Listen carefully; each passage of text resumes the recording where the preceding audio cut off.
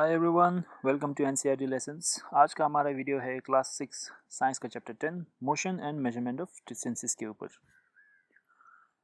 अगर मैं आपको कहूँ कि आपको इस टेबल की लंबाई को नापना है बिना कोई स्केल या फिर मेजरिंग टेप को यूज़ किए, तो आप इस टेबल की लंबाई को कैसे नापेंगे? मोस्ट प्रोबेबली आप अपने हाथों का इस्तेमाल करेंगे, राइट? आप देखेंगे कि ये टेबल जो है वो आपके हाथ से कितना गुना लंबा है, राइट? सो पुराने समय में भी ऐसे ही था। In old days, people used to measure the length of things using their hand, feet, fingers और steps. पुराने समय में जब स्केल्स और मेजरिंग टेप्स नहीं होते थे, तब लोग चीज़ों की लंबाई को नापने के लिए अपने शरीर के पार्ट्स को यूज़ करते थे, जैसे कि हाथ, उंगली, पाँव और कदम। अगर उन्हें किसी छोटी चीज़ की लंबाई को नापना हो तो वो अपने उंगलियों की लंबाई से कंपेयर करते थे। उससे थोड़ा बड़ा चीज़ हो तो हाथों और पाँव का, और अगर उन्हें किसी बड़ी चीज़ की लंबाई को नापना हो, जैसे कि किसी कमरे की लंबाई को, तो वो चल के देखते थे कि वो कितना कदम लंबा है। सो यहाँ पर आपने इस टेबल की लंबाई को नापने के लिए अपने हाथों का इस्तेमाल किया, राइट? तो इस केस में आपका हाथ जो है वो हमारा यूनिट ऑफ मेजरमेंट है। Now what is a unit of measurement? A unit of measurement is the chosen quantity compared to which other quantities are measured. यानी कि किसी चीज़ को नापने के लिए जिस चीज़ के साथ आप उसे कंपेयर कर रहे हैं, वो है हमारा यूनिट ऑफ मेजरमेंट। टेबल की लंबाई को नापने के लिए आपने अपने हाथों की लंबाई से उसे कंपेयर किया था, राइट? तो यहाँ पर आपके हाथ की लंबाई जो है वो हमारा यूनिट ऑफ मेजरमेंट है। Okay, understood? अगर आपने अपने हाथों के बजाय अपने पाँव की लंबाई से उसे कंपेयर किया होता तो आपका पाँव जो है वो हमारा यूनिट ऑफ मेजरमेंट होता। नाउ लेट्स से आपने इस टेबल की लंबाई को नापने के बाद आपने पाया कि ये टेबल जो है वो आपके हाथ से 5 गुना लंबा है। So we will write 5 hand span. Hand span यानी क्या है, आप इस इमेज में देख सकते हैं, हाथ जब ऐसा खुला होता है तो उसे हम हैंड स्पैन कहेंगे। ओके, तो यहाँ पर हैंड स्पैन क्या है, वो हमारा यूनिट ऑफ मेजरमेंट है। ये हमें बताता है कि आपने इस टेबल को अपने हाथों से नापा। अगर आपने पाँव से नापा होता तो आप यहाँ पे लिखते 5 फीट लेंथ। जब हम किसी चीज़ को मेजर करते हैं तो ये यूनिट ऑफ मेजरमेंट जो है वो मेंशन करना बहुत ही इंपॉर्टेंट है।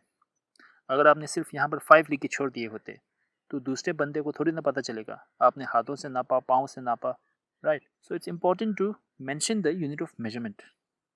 Now there is a problem with the use of hand, feet, step and fingers to measure the length of objects. जब किसी चीज़ की लंबाई को नापने के लिए हम अपने शरीर के पार्ट्स को इस्तेमाल करते हैं तो एक प्रॉब्लम आता है। And the problem is, size of everyone's body part is different from each other.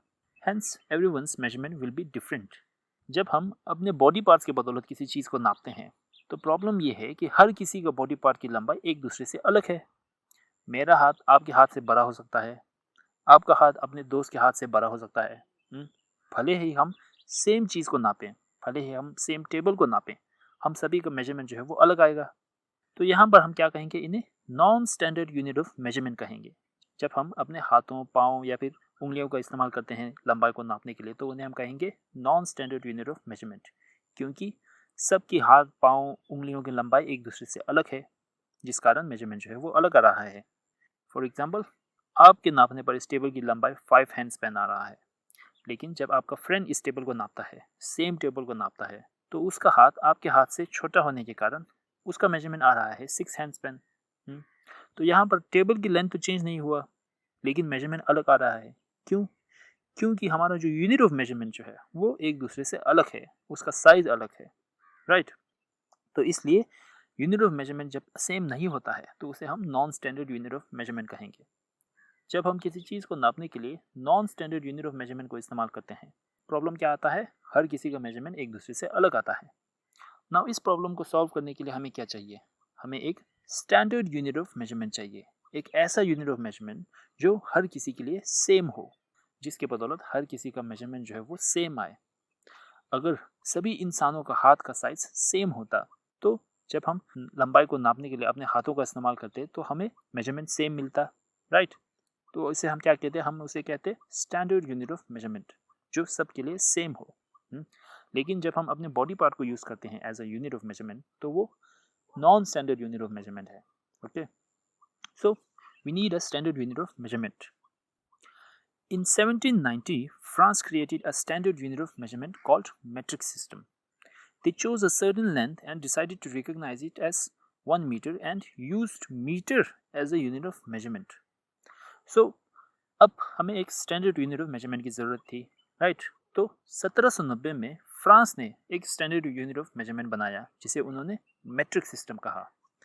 Under the metric system उन्होंने एक स्पेसिफिक लेंथ को लिया, एक स्पेसिफिक लंबाई को लिया, और उन्होंने डिसाइड किया कि ये लंबाई जो है ये 1 मीटर है, 1 मीटर। तो मीटर जो है वो उन्होंने as a unit of measurement for length लिया, ठीक है? The length of 1 metre is same for everyone, hence everyone will get the same measurement.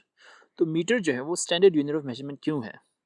वो इसलिए है क्योंकि मेरे लिए, आपके लिए और सभी के लिए 1 मीटर की लंबाई सेम है। तो जब हम किसी चीज़ की लंबाई को मीटर में नापेंगे तो हम सभी को मेजरमेंट जो है वो सेम मिलेगा। अगर हम इस टेबल की लंबाई को मीटर में नापते हैं, मीटर को as a unit of measurement लेते हैं, तो आपके लिए अगर ये लंबाई 1.5 मीटर हुआ तो आपके दोस्त के केस में भी यही आएगा, 1.5 मीटर के आएगा, राइट? क्योंकि मीटर जो है वो एक स्टैंडर्ड यूनिट ऑफ मेजरमेंट है। आप दोनों के लिए 1 मीटर की लंबाई सेम है। तो फ्रांस ने 1790 में मेट्रिक सिस्टम बनाया जहां पर उन्होंने मीटर को as a unit of measurement लिया जो सभी के लिए स्टैंडर्ड है, सेम है। तो इससे मेजरमेंट में गड़बड़ी जो आ रहा है एक दूसरे से वो सॉल्व हो गया। नाउ ऐसे बहुत सारी चीज़ें हैं जिनकी लंबाई 1 मीटर से छोटे हैं, उसी तरह ऐसे भी चीज़ें हैं जिनकी लंबाई 1 मीटर से भी बहुत ही लंबे हैं। तो इन्हें नापने के लिए उन्होंने स्मॉलर और लार्जर यूनिट ऑफ मेजरमेंट बनाए। जैसे कि अगर कोई चीज़ मीटर से छोटा हुआ तो उन्होंने सेंटीमीटर बनाया as a unit of measurement. Centimetre क्या है? 1 मीटर को जब हम 100 इक्वल पार्ट्स में डिवाइड करेंगे, तो एक पार्ट का जो लेंथ होगा वो 1 सेंटीमीटर होगा। यानी कि 1 मीटर में 100 सेंटीमीटर है, 1 मीटर इक्वल्स 100 सेंटीमीटर। अब अगर किसी चीज़ की लंबाई 1 सेंटीमीटर से भी छोटा हुआ, तो उन्होंने क्या बनाया? मिलीमीटर। यूनिट ऑफ मेजरमेंट जो है वो मिलीमीटर लिया। मिलीमीटर क्या है? नाउ अब 1 सेंटीमीटर को आप 10 इक्वल पार्ट में डिवाइड करेंगे तो एक पार्ट का जो लेंथ है वो क्या है? वो 1 मिलीमीटर है। यानी कि 1 सेंटीमीटर में 10 मिलीमीटर है। आपके पास ज्योमेट्री बॉक्स में रूलर होगा, स्केल होगा, राइट? तो स्केल में देखिए आपका स्केल जो है वो 15 सेंटीमीटर लंबा होगा। 1 सेंटीमीटर में 10 लाइन्स होंगे। तो ये एक एक लाइन जो है वो 1-1 मिलीमीटर की लंबाई है। सो 1 मीटर में 100 सेंटीमीटर है और 1 सेंटीमीटर में 10 मिलीमीटर है। यानी कि 1 मीटर में कितना हुआ? 1000 मिलीमीटर। अब अगर आपको ऐसी चीज़ को नापना हो जो बहुत ही लंबे हो, जैसे कि आपके घर से आपकी स्कूल के बीच का डिस्टेंस या फिर एक शहर से दूसरे शहर के बीच का डिस्टेंस, तो आप मीटर में तो नहीं नापेंगे, राइट? तो इसलिए under the metric system there is a different unit of measurement called kilometre.